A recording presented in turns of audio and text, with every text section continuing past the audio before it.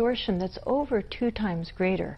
That's a major factor, and we're seeing it 3 and 4 times greater. Now, what's even more troubling is when you look at how children's deaths are being covered. Because children's deaths, of course, are especially tragic to so many of us. Almost everyone throughout the world feels that children are illegitimate targets of strife. Their deaths are intolerable. They're something that the world should prevent. So it's very important to see how our media are reporting on the large numbers of children that have been killed in this conflict. Now again, the first thing that we always should ask, and I hope we'll always remember to do this everywhere, is how many children were killed among both populations. When we hear a number among one population anywhere in the world, let's always ask, well, what about the other population? I want the full information. So again, we had the very sad job of looking at how many children were killed in this conflict in the first year and then again last year. We discovered that in the first year, 28 Israeli children had been tragically killed. And we discovered that 131 Palestinian children had been tragically killed during that first year. Now let's look at 2004, a period of relative calm, as our media were telling us. Well, again, we find a difference. It's very significant.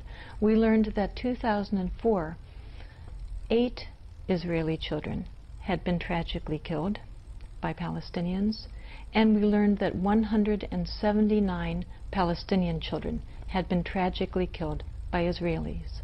In other words, Palestinian children were being killed last year at a rate 22 times greater than Israeli children.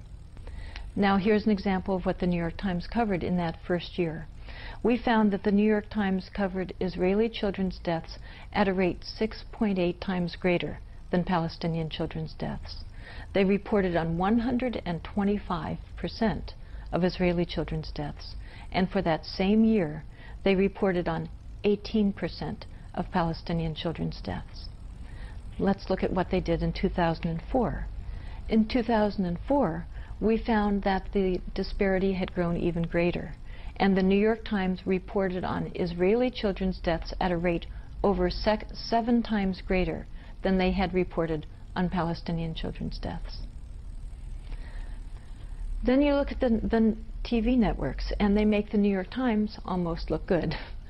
The television networks, the disparity in coverage of children's deaths is truly off the charts, which of course is the name of our reports. And as we describe our reports, you'll see how that phrase continues to fit the media coverage, off the charts.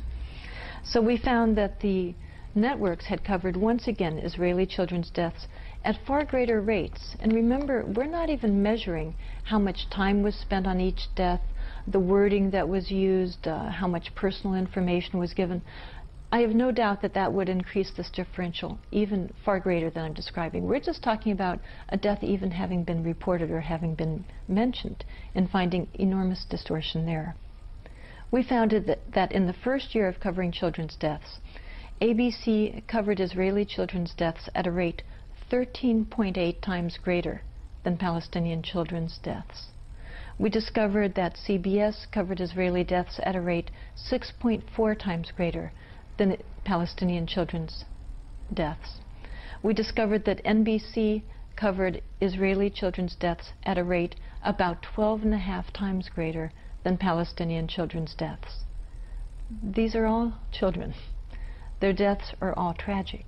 Why are we hearing about one population's deaths at a rate up to 13 times greater than we're hearing about another population's deaths?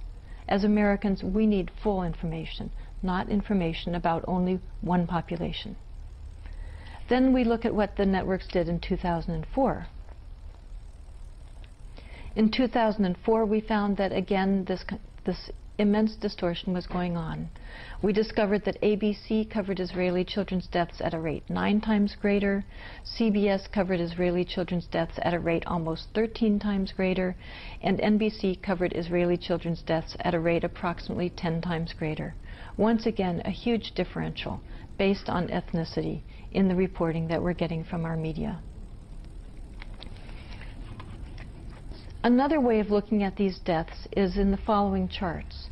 where we show on one side the Israeli column is in blue, and you'll see that the top half of the column is a different shade of blue. Those are the repetitions of deaths that were reported in our media, where that makes the blue column, which is the Israeli death column, look significantly higher than the amount of death that was actually going on the ground.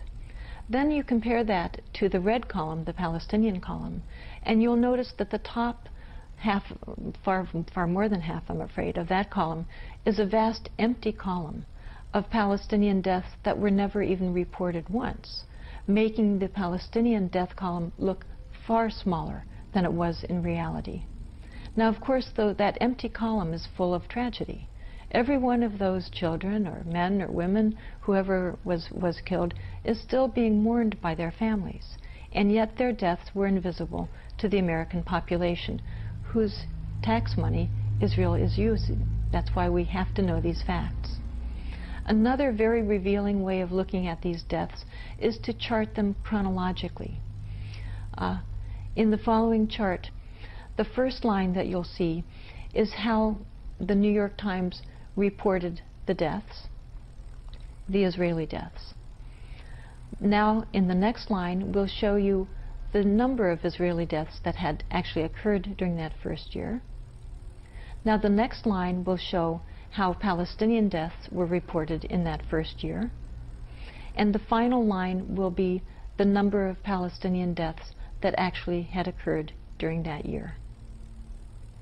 As you'll see, in time after time after time, the curves all follow the Israeli death rate, rather than the Palestinian reported deaths following their own death rate.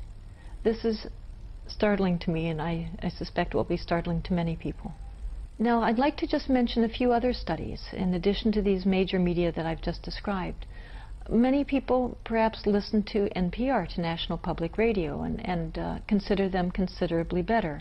In fact, a number of years ago, there was a boycott and a great deal of pressure by pro-Israel organizations against NPR, saying that NPR was pro-Palestinian. Well, another organization, Fairness and Accuracy in Reporting, FAIR, a very respected media watchdog organization, did a similar study. Actually, their study preceded our studies, of NPR's coverage of deaths.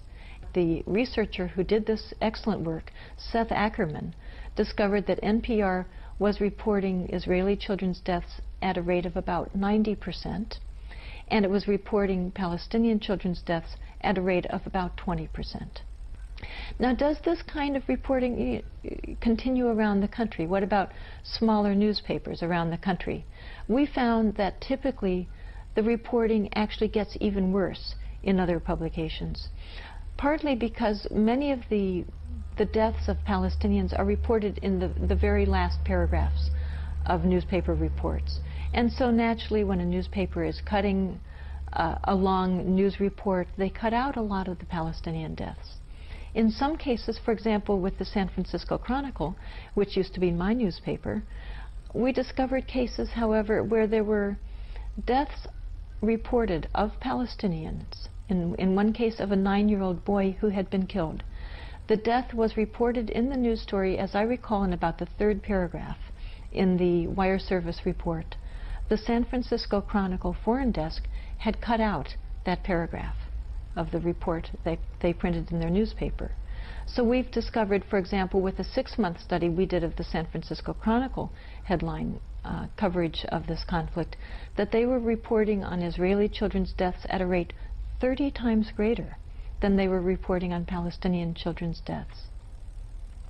Another small newspaper, also in California, that's where I'm from, but I'm finding these are typical. We've done these studies of Connecticut and Oregon as well. But for example, with the San Jose Mercury newspaper, we did a study of their front page coverage.